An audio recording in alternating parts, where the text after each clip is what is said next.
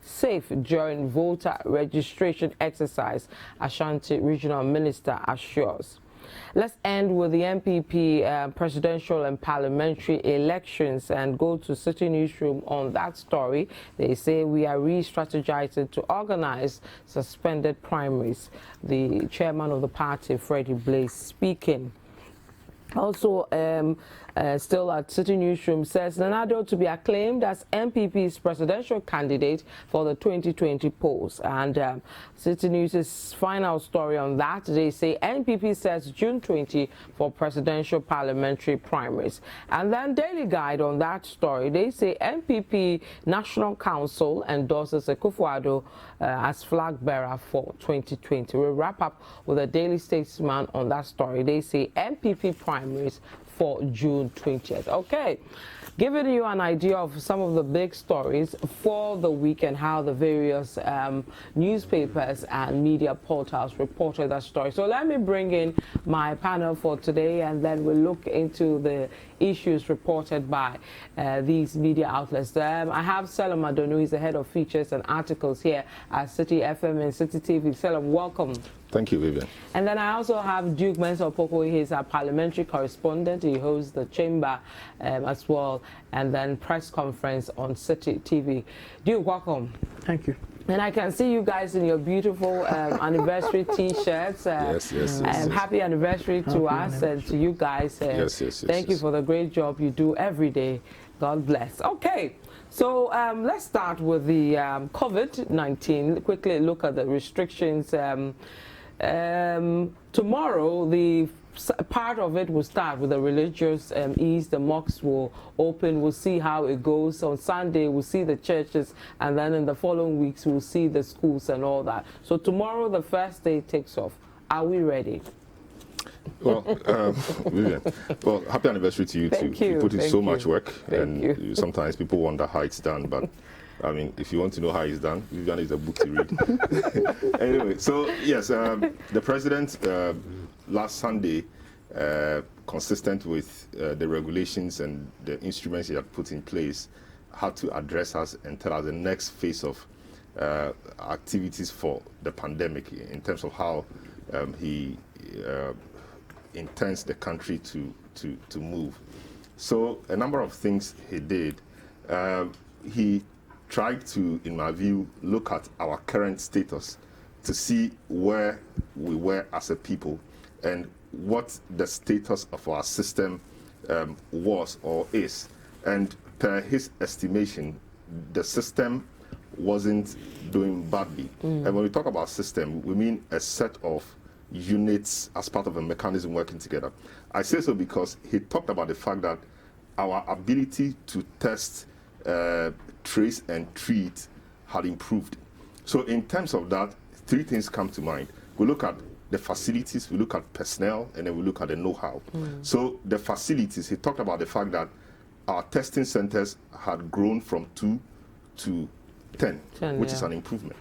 He also talked about the personnel, the fact that we have now an army of contact tracers across the country moving around to do the job. That we didn't have before. Now we have. So that is also an improvement. Now, the know-how. You can have the personnel, but if you don't have the know-how, then you are not going anywhere. So the know-how, now we know how to do contact tracing. We know how to test. We know how to trace. And we largely know how to treat as well. That is how come we've had over 3,000 people recovering. So when he put all those things together, he felt that Ghana wasn't at a bad place and that it was important to ease some of the restrictions to enable activities, especially economic and social activities, to continue or to bounce back. He also said he did so especially because when he looked at our figures, the death rate, for example, the death toll, our figures, 38 people have died. In fact, one person dying is one too many. But compared to what we've seen at other places and even on the continent of Africa, Ghana's death rate or toll, vis-a-vis its number of cases is relatively low. Just about 38 people, had died. And he thought that given the fact that fewer people have died, a lot more people infected were in mild conditions and very, very few people in severe or critical conditions, there was no need per se keeping the country under that weight of restrictions. So it was important to ease some of them. Now, he went ahead and also said that, of course, and he had been having stakeholder engagements all along, and I understand that's what takes, or before that took a larger portion of his time every day, met with critical stakeholders, TUC, etc. And he says that from the consultations, there was consensus that emerged that we could adopt a strategic, progressive, and then phased, easing of the restriction. And the easing of the restriction should be safe as well. So he came up with a number of things. The groups that have been agitating, the students or the educational sector, then the religious ministry or industry, and a few other places. Now he had to deal with them. Now he goes ahead to ease the restriction on religious gatherings. Before, churches and mosques were actually shut or closed. Now he comes back to say that as part of the process of easing the restrictions in society, churches and mosques could meet, or religious bodies could meet now with just 100 people, and listed a raft of restrictions. As if those restrictions were not enough, the following day, his sector minister, the minister in charge of religious affairs and chieftaincy, the Honorable Kofi Jamesi, came with about 29 other guidelines for the religious bodies. Now, what has been the reaction from that? The reaction, as we are beginning to see across the country, is that many of the churches are saying that we acknowledge the fact that you have eased the restrictions and all the things that you have said, but for now, we prefer to continue in the suspension because the guidelines you have given are so strict that we may need a lot more time to reassess the situation, reassess our readiness for it before we open church. So it's part of a number of press statements from churches, notable among them being the International Central Gospel Church, Dr. Mensa Otabio's church, one of the first to issue statements. And they said that all their local assemblies and all their churches across the country were going to remain closed, and that they were going to use the month of June to monitor and conduct simulations based on the guidelines given to see if they are able to comply or to conduct service in the manner that the restrictions or the guidelines have prescribed. A number of other churches followed suit. Perez Chapel issued a statement saying almost the same thing, but now saying that Perez Dome, which is the headquarters branch of the church, will be closed. But other assemblies or other branches of the church in other communities which have lower or smaller population or membership could open, but must comply with the restrictions. And that, as part of the restrictions, church service must last only 1 hour. People have asked what can be done in the space of 1 hour, but this is the times we are in. It calls for discipline. It calls for a lot of things. On the Islamic side of things, I saw a statement today from the Tamale Central Mosque and the Ambaria Mosque saying that they also remain closed because tomorrow is a big day, like you said. And tomorrow, a lot of us will be waiting to see how the persons practicing the Islamic faith will adhere to the instructions or the guidelines. Very big mosques like the Central Mosque in Accra sits hundreds of people.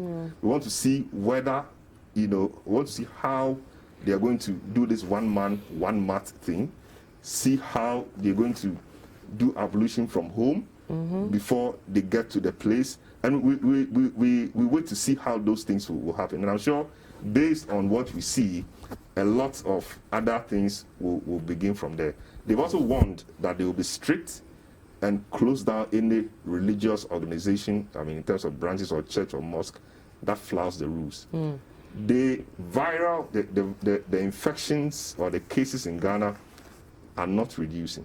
This evening we saw a release that suggested that our case numbers had gone up in the hundreds.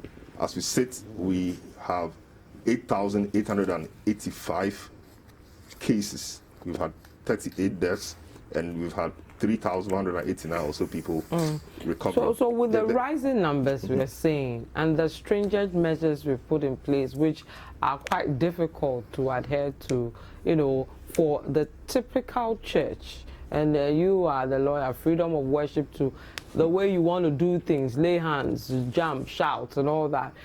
Should we have pushed it and really lifted this thing, not rather wait a couple of weeks to, you know, see how the numbers go and then take a decision? Duke, let's bring you in. I think that looking at the numbers and the fact that they keep going up. Now we're almost a few tens away from 9,000.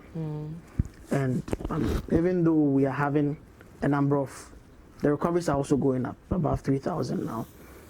Nobody is in doubt, or before the president spoke, there was no doubt about whether the restrictions were going to be lifted wholesale. That's one. And then two, he had also indicated at the Eid al-Fitr celebrations that the restrictions were going to be eased, gradually. Gradually, yeah. So for me, the balancing act, he got it quite right. He got it fairly right, because it would have been not the best of decisions to have lifted the restrictions in a wholesale manner, because even now that the numbers keep rising, because people are, quote, gradually getting comfortable and easing into it. People previously, even the Ministry of Information briefings, the kind of attention it would get, how people will be waiting for the numbers and the rest. Gradually, it looks like when we were in the hundreds, it was getting attention. Now that more than now that we are in the thousands. We begin to accept it, isn't it? Maybe that is what the president meant when he said we should try and get back into our normal lives. Yeah. Getting that, but that does not erase the danger that COVID is still around the corner. So nobody was in doubt that the restrictions were going to be eased. In a gradual manner. Yeah. But looking at the practicality of the guidelines that were put in place, especially for those for the churches, being masked for 1 hour throughout the service for 1 hour, because the health professionals advise that you don't have to keep the mask on for long hours. And looking at how vigorous some of our church activities are, the real challenge of getting these infrared thermometers in churches that are outside the cities. And sometimes you forget that these restrictions apply not only to the churches in the cities, but the churches across the country. So your cousin, yes. Your cousins in the outskirts, have they gotten the thermometers already? And who will be checking that in the outskirts? Yes. So this week we engaged the General Secretary of the Charismatic and Pentecostal Council, and he admitted that they are part of the group of churches, the clergy, that submitted proposals to the president. And reacting to that, he said they were generally okay with some of the guidelines. But the challenge was with how some of these churches outside Accra were going to implement it. Apart from that, let's even look at the monitoring. It was mentioned that they are going to use an app, Panabio. So if I get the name right, who are supposed to register vigorously. They also will come in and submit a list to some authorities. District assemblies are supposed to monitor this. Task force are going to be managed. How many police and possibly military or even security forces like this can you deploy? Churches are almost everywhere. Churches are almost everywhere in their hundreds. So thousands, the real difficulty, thousands. the real difficulty in monitoring is there, coupled with how these restrictions are going to be followed. So in a way, many feel that, oh, I mean, the pressure was coming, of course. If you're open, if people can go about and do business activities, why not open the churches? Now now the restrictions have been eased to a certain extent, but this implementation really is a challenge. Let's look at the schools. For me, it's one part that the way the restrictions have been eased, it looks more or less like an experiment. With the schools? Yes. Why do you say so? Because to put the final years, for the final year students, I mean, remember that initially when the lockdown was even, before the lockdown was instituted, when these restrictions were even announced in the first place, they were exempted. Why were they asked to go back?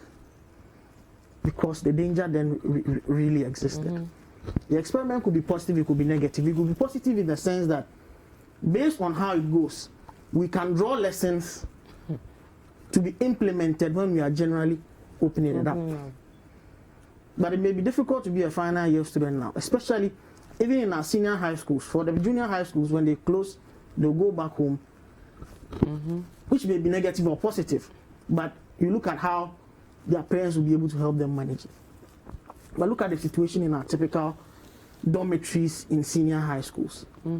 How is it? How is the situation like? Well, we have been told by the authorities, the GES director, that we have enough infrastructure, good infrastructure as well, to make sure that students are safe, to be able to protect, practice the social distance and all that. So he's surprised people are raising those concerns. I listen to him, but if you've, I mean, the senior high schools that we all went to. We all went to boarding schools. We know our situation. And the situation that exists, and how final year students behave a few months before they leave school. The real challenge of security, breaking bounds, and all of that. I think that it could have waited a little while longer. Should we have tested people, even if we did the random testing? Should we have done something like that? That argument for me doesn't, because you can test people today, everybody, and then tomorrow a few people will go and at least a random test will give you an idea of the situation you're dealing with, doesn't it? Rather than leave it to chance. I think that. So you wouldn't go for yes. I think this. If people, if there are challenges, if there are people who bring in these, I mean, someone is infected. That's it. People may get sick. They are tested. They are found out. The same processes are gone through, and then they are isolated and treated and all of that. Okay. But the issue of mass or wholesale testing or even random testing, and this, and how difficult it is for even our system to calculate these numbers, based on what calculations are even going to do that. So that's a real challenge. I think that for the schools, especially for the senior high schools and the universities, even the universities that we expect that at the university level people are matured up to a certain level, how many of the schools have been accepted to do that? Most of the schools are saying, well, we'll continue with our online teaching. I mean, yesterday I read a statement from Lagos where they're saying it's optional. If you want, you can come and prepare to write your exams online. I shall see. I mean, they issued a statement that they are almost now in the course. And we're even told with the SS and all that, all sorts, there's still the online system running. So if your wards are ill or they could still use that. Do you think a lot of parents will be... final examination? Well, but if you're not comfortable and you are ill, genuinely ill, what can you do? You can't go to the school, can you? I think that for the junior and senior high schools, maybe we should have waited a little while longer. Yeah, because the sister countries we even do the WASI with are still on hold. So what's the rush in, wanting to write our own type of exams? Yes. But there are also fears that with what we're doing in terms of the education, the churches and all that, there is a likelihood of having a spike in numbers. And the infrastructure we have currently, whether we'll be able to manage those numbers when it happens, because already we had 8,000 hitting 9,000. We have centers that we know are almost full, some are full, and if anything happens during the next week or two, will we be able to salvage the problem? Okay, we are told that most of the cases that we have are being managed from home, which means that they do not get that sick to be moved into facilities, which would then overwhelm the health system. If that's the pattern that this is going to follow, of course that's not predictable. But if per the trends that the Ghana Health Service have given us, it means that the system has not been overwhelmed yet, and they are prepared in a way to handle every spike that may come up. And looking at the restrictions that are in place, I think that for the churches and the mosques, well, let's see for the first week and how it goes. Many of them may not be able to operate under these restrictions. Most of them will stick to the online service, and things will move on up until a time where generally the atmosphere and the environment will feel safe regarding COVID, for things to get back to normal. I think most of the churches will not be able to comply with these directives. Yes, what is the ease of the restrictions necessary to get the economy back on track, etc. It's a risk, and it's a risk many people in many countries have taken. Countries with even bigger caseloads in Europe, etc., have begun easing. But what it does is it increases the opportunity of transmission, increases the opportunity for persons who can infect others to do so. Okay. And so what is important is to try as much as possible and adhere to the protocols. You stay apart, maybe 1 meter apart, you practice the hand hygiene, do all those things that you've been asked to do.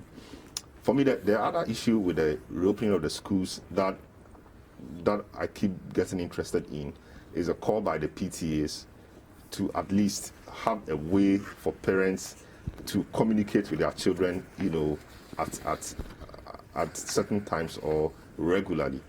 It is important because if parents are home and they are trying to take good care of themselves and their children, and now you've asked them to bring the children to school in these times, it is quite difficult for a parent to allow the child to go out, but the child must go. Yeah. So what we must do is to try and find a way of ensuring that there is trust in the system. Parents have confidence in the system. We should find a way that will make parents be able to communicate with their children while they are in school. Yeah. I want to talk to my child in school to be sure that my child is fine. We are not in normal times. Yeah. We've had instances where people are asymptomatic, but they can still transmit or transmit the disease or the infection.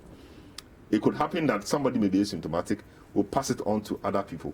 We need to be communicating with our kids to know. Everybody knows how their kids are. When that happens, the parents are at peace. It may be psychological. Okay. They are at peace. They can go about their duties quite well because they know that they can have access to their children, at least minimum access to their children, as and when it becomes necessary. But to go black out, I think it's not reassuring for the parents. And I think the GES or the authorities must take a second look at this. I'll let you wrap up with your comments, but we have to go for a quick break. When we come back, I'll let you wrap up with your comments. So stay with us. We'll be right back.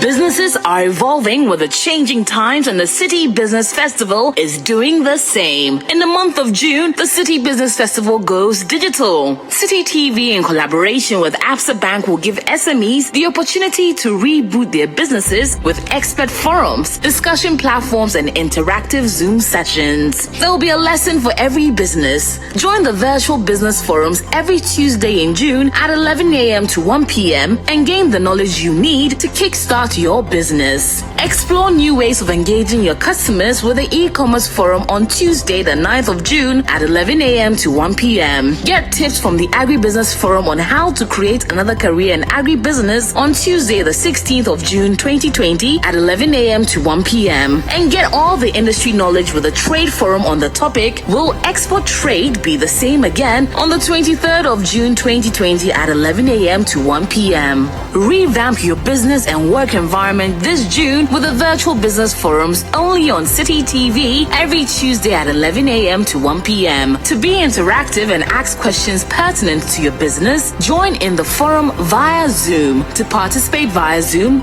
register by calling 0205-973-973. That's 0205-973-973. City Business Festival is powered by City TV and Absa Bank with support from the Ghana Investment and Promotion Center.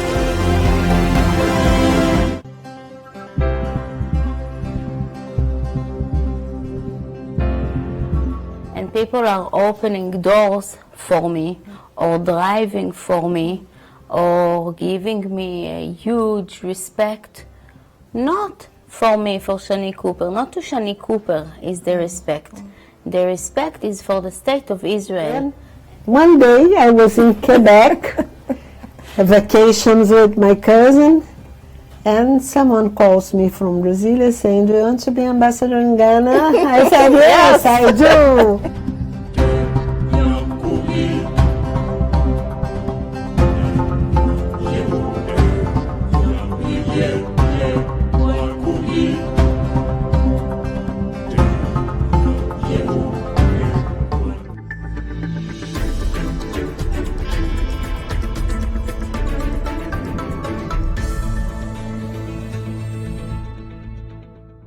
Welcome back to What the Papers Are Saying. My name is Vivian Kailuk. I'm here with Duke Mensa Opoku and Stella Madonu.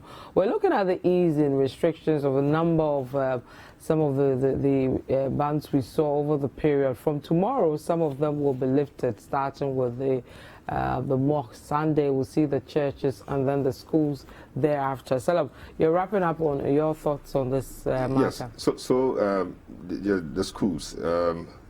I think that the plea by the PTAs should be looked at again, and I hope that in the boarding houses too, we know how boarding houses are.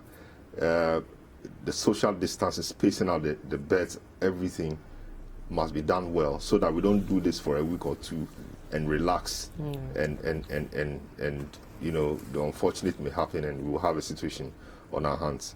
And today too, we heard from the tourism ministry, they've also started easing restrictions on their industry.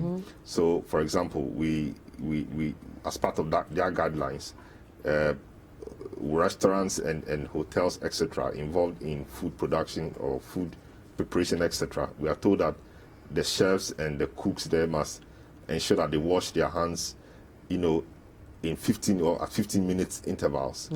I mean, and who will be monitoring this across, even in Accra alone? Buffet and things, they should be careful how the cutlery and things are passed on from one person to the other. These are very, serious things, and I hope that it is monitored well. I hope that they comply so that, collectively, I mean, we can all be safe.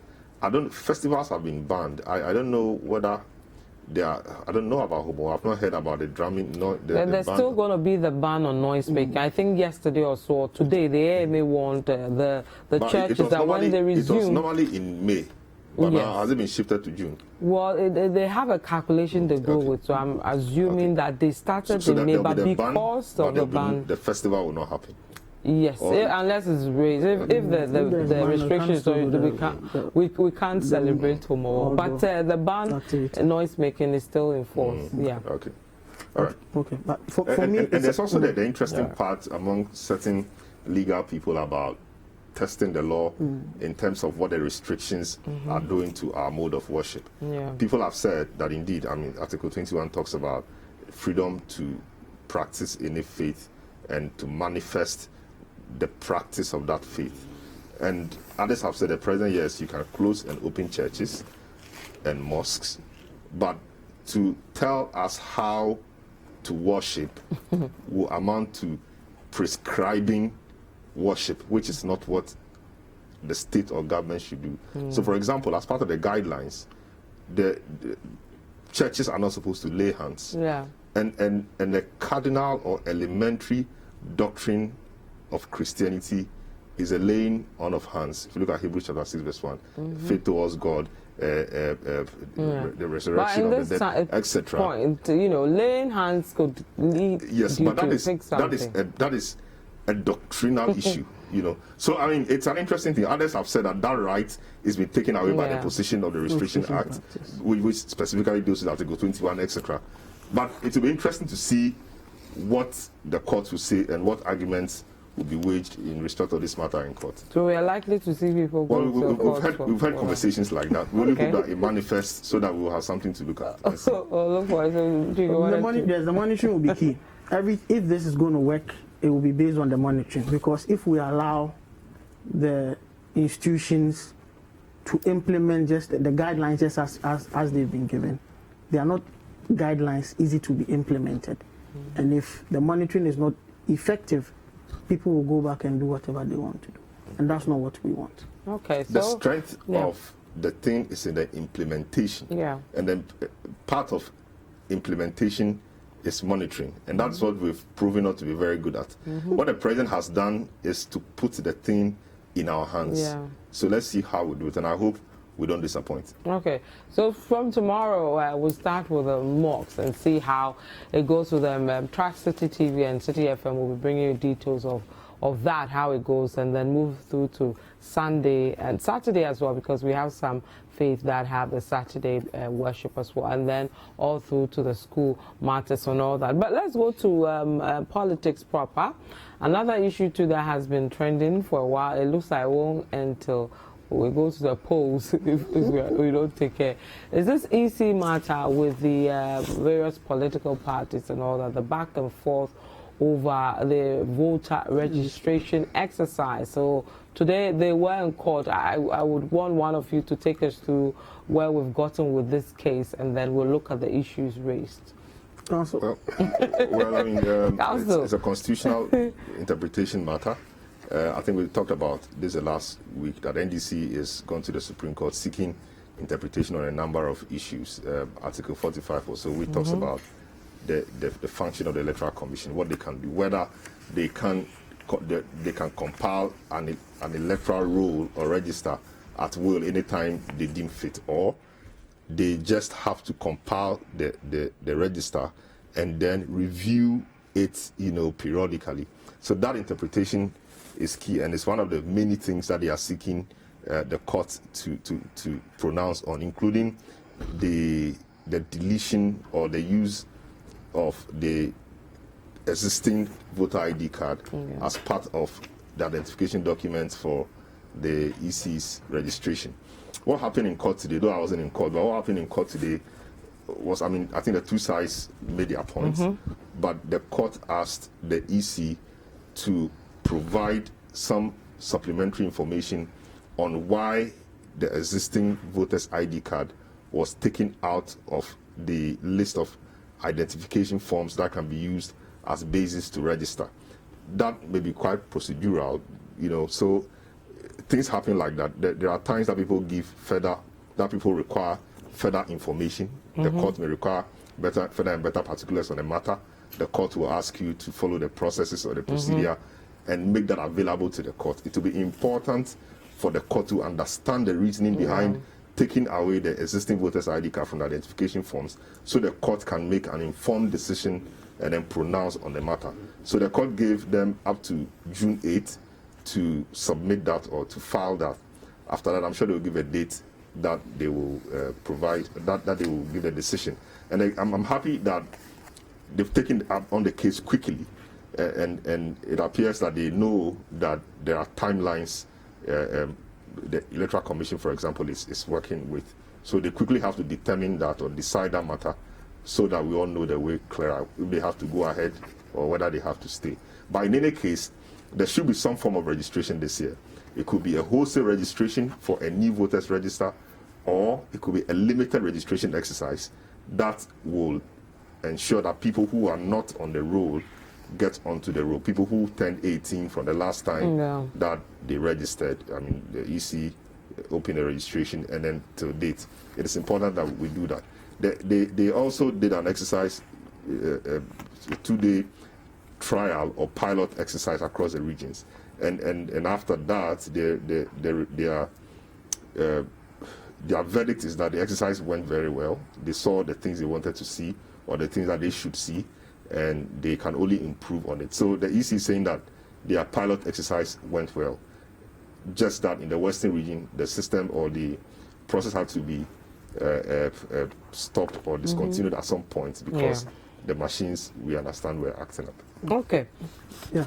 So this week, three things have happened with regards to this voters register. Three main things. The first is the pilot of the system, which was done across regions, and this evening a statement we've seen, which Selom alluded to earlier on, spoke about how the EC deems it successful, and per their own projections, they did an average of 83 persons per machine, and per their calculation, if this should be rolled out within the 21-day period that they want to do, they'll be able to register 30 million Ghanaians. So according to them, they'll be able to register 30 million Ghanaians, and that the turnout, how people came to do the registration and the rest was good. Their machines worked fairly well. No, with the exception of the Western region, where they claim that they've learned useful lessons which they would implement.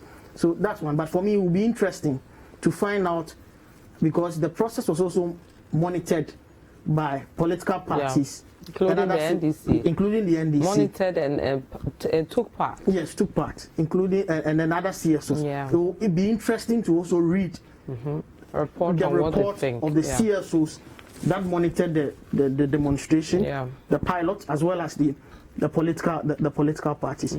Second thing which has happened also has got to do with the CI 126, which is in Parliament. Yeah. The Committee for Subsidiary Legislation, which is the committee that this CI has been referred to consider and then report back to the House, concluded its work yesterday, and there was no consensus. The minority and the majority could not agree. The motion that the Honorable Mahama Ayariga filed in May 21st, the Speaker rejected the motion and directed Mahama Ayariga to go to the committee and make his case. And he went there and made his case. After which there was voting, and the majority won by 12 to 9 votes at the committee.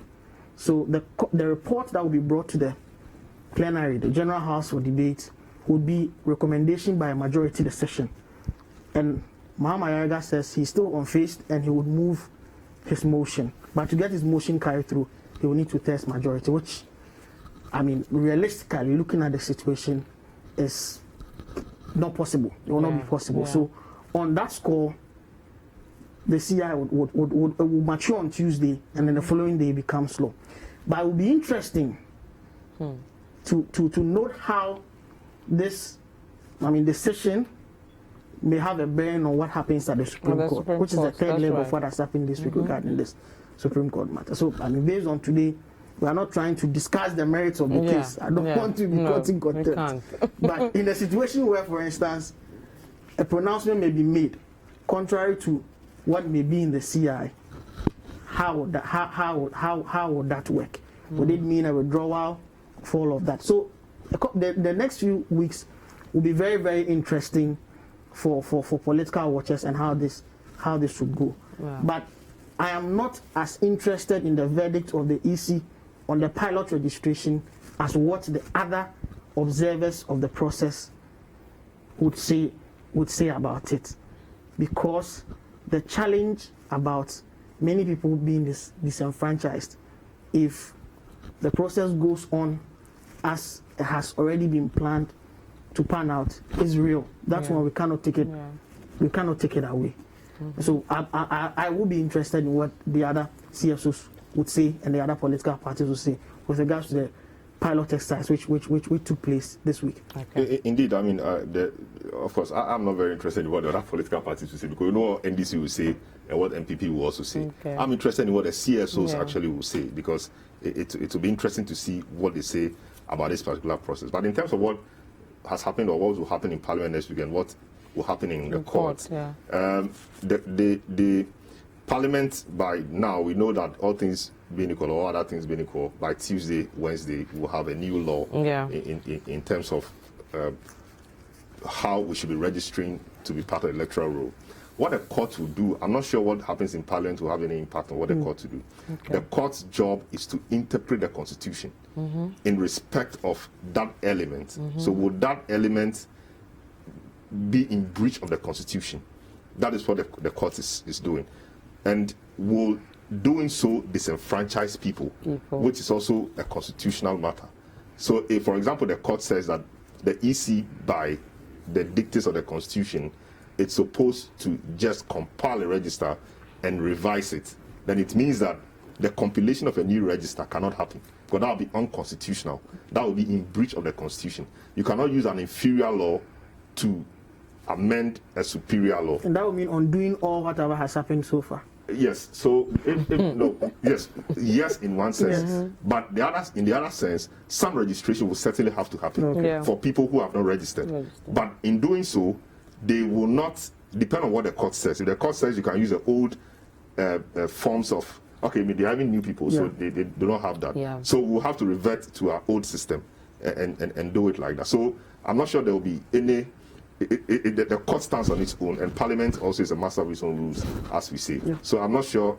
In fact, it's a system of separation of powers, and they're supposed to be working independently, checks and balances. You know, so that's how I think it will work. But that we are an interesting one to see. So we'll look forward to that. Today we had ex-President Rawlings speaking about this voter register exercise. He believes that there should be better consultation between the EC to avoid quote-unquote unnecessary suspicion.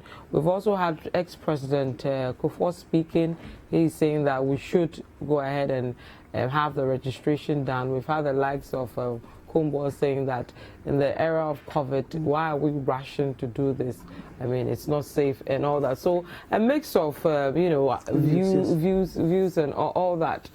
But when there is when there are divergent views, opposing views on a matter, it's the court we go to. So the court is the arbiter. That is why a lot of work must be put into ensuring that people's confidence in the courts it's not dented, and that the confidence is upheld. So as people have expressed varied views and opposing views on the matter, the matters cannot solve themselves. We're talking about consultation, which is great, and that's how democracies work. But in instances where consultations are not yielding any consensus, what do? You go to the court, and the court pronounces. So what the court says now becomes what you must do. You know. So yes, consultations and consensus, fine. But given the current posture of the EC and the MPP and the NDC, you know, I don't know who will yield to who, because it appears they've all taken very entrenched position. And I think it's only the court that can intervene in this matter. Okay. And it's good the matter is in court, actually. Okay. Let me take some of your messages. This one says, the truth of the matter is that the churches, especially the charismatic ones and Pentecostal ones, have not been fair with the congregants, keeping them for hours in church. Okay. So you say most people lose concentration and become restless, and hence nothing is absorbed after 30 minutes or 45 minutes. So you feel government's directive should serve to make sure nobody lasts longer than an hour is very good. This one from Prince says, happy second anniversary to you all. Thank you. May God continue to grant you all the wisdom and strength so you can continue to educate and entertain us. As for the easing of the restrictions by President Akufo-Addo, the least said about it, the better, because the decision, okay, I think... This one says, please, if you listen to the minister very well, indirectly, he's telling the churches to stay home. How can we all do these things he's saying, and we'll live to see the Sunday service? So it looks like quite a number of Christians will not be going to church on Sunday. Gradually, people are getting accustomed to the online service.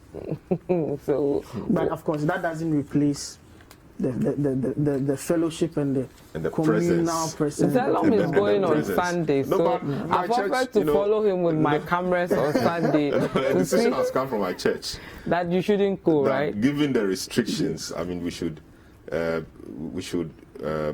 continue with the online service and see how things go. I'm not laughing at you. Also, you can't go on Sunday. We missed the presence in a communal setting. Yeah. But yeah, so I can't go on Sunday. So we'll still do the online service and see how it goes. Okay, guys. Thank you so very much. We had Solomon Adano, is the head of features and articles here at City FM. We also had Duke Mensah Opoku. He's our parliamentary correspondent here. Don't go away. When we come back, we'll have a look at Vivian's view for the week. Stay with us. Don't go away.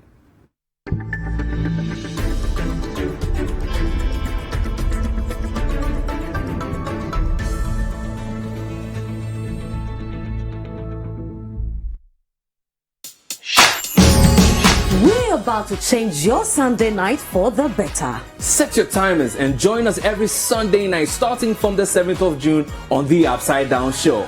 We will bring you the most captivating guests and explore the most amazing stories. We will dazzle you with real-life situations and examine mind-blowing topics. Join me, Frema Binyami, and me, Ato Kwamna, every Sunday at 7 p.m. on City TV.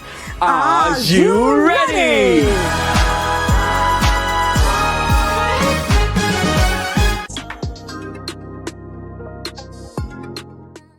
Hello, sisters. My ex and I were married for about 6 years. Our marriage ended when I found out that he was having an affair with a lady whom he is currently married to. After our divorce, we stayed in touch because of our children. One thing led to the other and we started getting intimate. Your ex-husband is only with you because he can't get what he used to get from his wife because she's pregnant. Forbidden fruit is very nice. Like, how low can you stoop, young lady?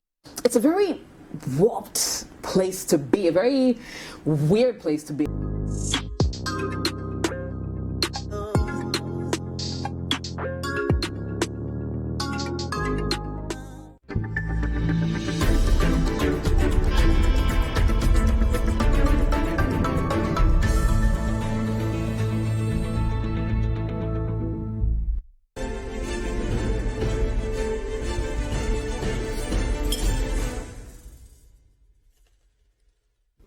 On June 3rd, 2015, 5 years ago, Ghana was hit with a major disaster. It was a flood and fire tragedy which became known as the Twin Disaster. 150 people died. Now, improper planning, poor sanitation, and heavy rainfall were some of the main causes of that disaster. At the time, authorities declared that as a country, we will take drastic measures to tackle these problems, including poor sanitation, improper planning, flooding that led to the disaster. Subsequently, in what turned out to be a knee-jerk and 9-day wonder reaction, we saw the demolition of some structures in waterways, the distilling of the Ador drain in that same year, all to ensure history was not repeated. We even came up with the catchphrase, "Never Again," to reflect our resolve to work against a recurrence of a similar disaster and set up a commission of inquiry to unravel the circumstances of the disaster and make recommendations of the way forward.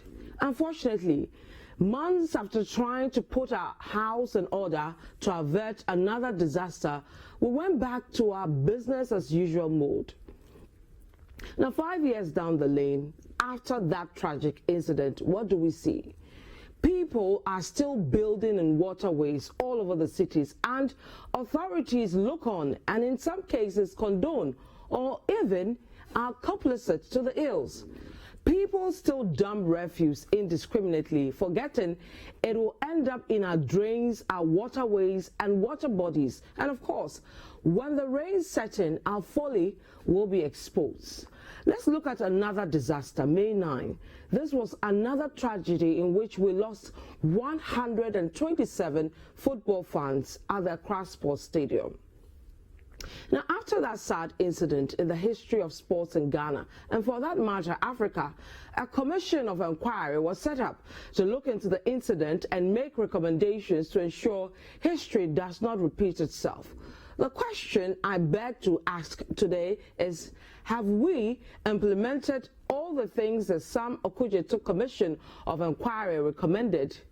We may have built enough exit and entry points at the various stadia and also implemented a number of the recommendations, but have we improved our emergency response system in the sporting world and for that matter as a country?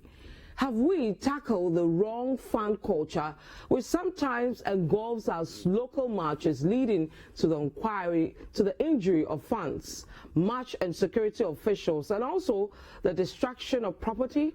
No, we have not. And so today, I leave authorities with these two questions on my mind. The first question: do we have systems in place to avert any disaster of that magnitude? And if a disaster, knock wood, in the form of June 3rd or May 9th struck today, will we be ready? And I'm sure we will not be. Which leads me to my final thoughts. Authorities must put in place systems to minimize the effects of disasters. We need a systematic overhaul. We need structural changes to the way we manage public spaces. We also need a properly structured emergency response system. And finally, we need to place value for human lives at the center of our policy planning and implementation.